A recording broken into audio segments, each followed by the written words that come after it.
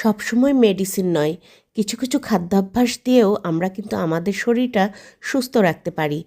এই ফাল্গুন চৈত্র মাসে কিন্তু আমাদের শরীরটা একদম ক্ষয়ে যায়। অনেকেই আবার বলে শরীরটা চড়া হয়ে যায়। তো চৈত্র ফাল্গুন মাসে কিন্তু এরকম শরীর হয়, এটা সবারই জানা কথা। তো বন্ধুরা, এই রেসিপিটা যদি তৈরি করে খান তাহলে কিন্তু শরীরটা একদম শীতল থাকবে ভিতর থেকে, আর আপনি অনেকটা বেশি গ্লো করবেন, আপনার মুখের রুচি বেড়ে যাবে। এবং রমজান মাসে এই রেসিপি তৈরি করে খেলে আপনার পেটটাও থাকবে একদম ঠান্ডা, শরীরটা থাকবে ঠান্ডা, আর পেটের কোনো কোষ্ঠকাঠিন্য থাকবে না, আর পিপাসা খুবই কম লাগবে। তো এই রেসিপিটা এতটাই কার্যকরী একটি রেসিপি। খুব সহজে কিভাবে এই রেসিপিটা তৈরি করবেন পুরো ভিডিওটা জুড়ে থাকুন, অবশ্যই দেখতে পাবেন।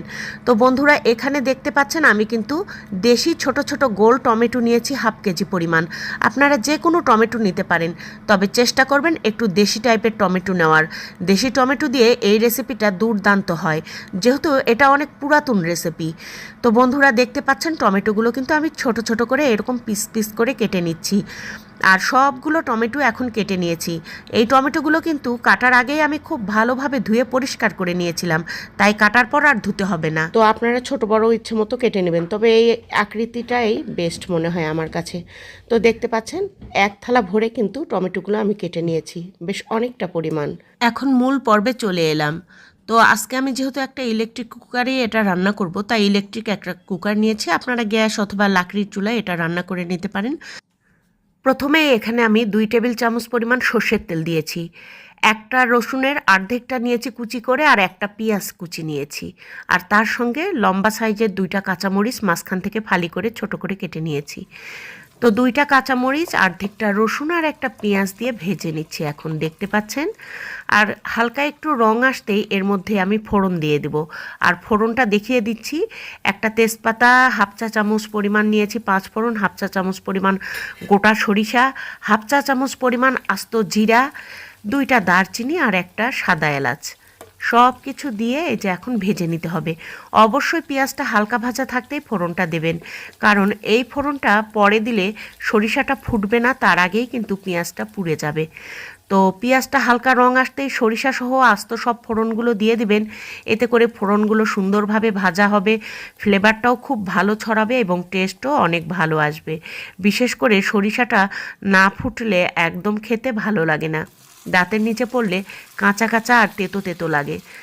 তো বন্ধুরা, দেখতেই পাচ্ছেন সুন্দরভাবে যখন মশলাগুলো ফুটে উঠেছে ফোড়নের, তখন এর মধ্যে ধুয়ে রাখা আগে থেকেই টমেটোগুলো দিয়ে দিলাম। টমেটোগুলো দিয়ে একটু নাড়াচাড়া করে দিচ্ছি, যাতে নিচ থেকে পেঁয়াজ মশলাগুলো পুড়ে না যায় অতিরিক্ত তাপে। খুব সুন্দরভাবে টমেটোর সঙ্গে মিশিয়ে দিলাম, আর এখন এর মধ্যে আমি একে একে মশলাগুলো অ্যাড করে দিব।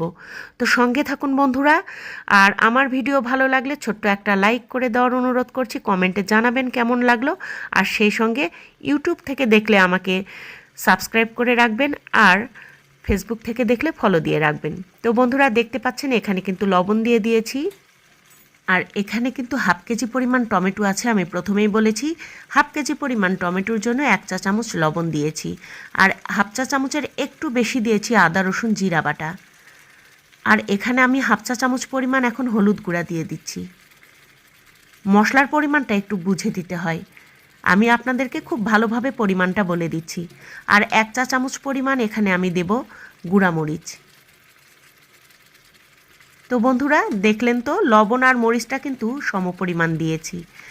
এখন আমি এগুলো খুব ভালোভাবে মিশিয়ে নেব। টমেটোর সঙ্গে মশলাগুলো মিশিয়ে নাড়াচাড়া করে দিয়ে এর মধ্যে একটুখানি পানি দিয়ে দিতে হবে, যাতে পুড়ে না যায়। আর এই পানিটুকু হতেই পুরোটা রান্না হয়ে যাবে, আর কোনো বাড়তি পানি দেবার প্রয়োজন নেই। টমেটো সিদ্ধ হলেই অলরেডি টমেটোর ভেতর থেকে পানি বেরিয়ে আসবে। খুব ভালোভাবে নাড়াচাড়া করে দিতে হবে। এটা খেলে রমজান মাসে যেমন আপনার মুখের রুচি বাড়বে, তেমনি আপনার শরীর পেট ঠান্ডা থাকবে, এবং আপনার কোষ্ঠকাঠিন্য হলে কোষ্ঠকাঠিন্যও ভালো হয়ে যাবে। এই রেসিপিটা এতটাই উপকারী, আর এই রেসিপিটা যেদিন খাবেন আপনি নিজেই পরীক্ষা করে দেখতে পারেন, আপনার পানি পিপাসাও খুব কম লাগবে। তো খুব সুন্দরভাবে বলক এসেছে, ভালোভাবে নাড়াচাড়া করে দিচ্ছি। খুব ভালোভাবে সেদ্ধ করে নিতে হবে, কিন্তু একদম আধো গলা হয়ে যাবে, গলে গলে যাবে, এই টাইপের করে সিদ্ধ করে নিতে হবে। তো আমি চুলার জালটা একদম লো করে ঢাকনা দিয়ে ঢেকে অনেকক্ষণ ধরে সিদ্ধ করে নিয়েছি। দুপুরের খাবার যখন রান্না করা শেষ হয়ে যায় তখন এই রেসিপিটা আমি প্রায় দিনই তৈরি করে রাখি, আর বিকেলবেলা নাস্তা হিসাবে এটা বাটি ভরে খেয়ে নেই। তো এটাতে পেটও ভরে, মনটাও বেশ শান্ত থাকে। আর বন্ধুরা, এটা কিন্তু আমাদের দেশি স্যুপ বলতে পারেন। তো এরকম আধো ভাঙা করে নিলাম, খুন্তির আগা দিয়ে দেখতে পাচ্ছেন। আর এখন এখানে হাফ কাপ পরিমাণ চিনি আমি অ্যাড করে দিচ্ছি। চিনিটা কম বেশি করে নেবেন আপনারা, একটু টকটক খেতে চাইলে কম দেবেন। চিনি দেওয়ার পর খুব বেশিক্ষণ আর রান্না করব না, ওই মিনিট 5 রান্না করে নিব। এরকম টকবক করে ফুটতে থাকবে। যেহেতু এটা ইলেকট্রিক কুকার, আমি চুলার জালটা অফ করে দিয়েছি, মানে সুইচটা অফ করে দিয়েছি। আর এর মধ্যেই আমি ঢাকনা দিয়ে খুব সুন্দর করে রাখবো। কিছুক্ষণের মধ্যে গ্রেভিটা এমনিতেই ঘন হয়ে যাবে। তো আমার রান্না একেবারেই কমপ্লিট। এটাকে আমরা গ্রাম্য ভাষায় বলি টমেটোর খাট্টা। তো এই খাট্টাটা কিন্তু ভাত দিয়ে খেতে যেমন মজা লাগে, তেমনি কিন্তু এটা খালি মুখে খেতেও ভীষণ মজার। তো বন্ধুরা, আজকের মতো রান্না শেষ। আজকে বিদায় নিচ্ছি। আল্লাহ হাফেজ। আসসালামু আলাইকুম।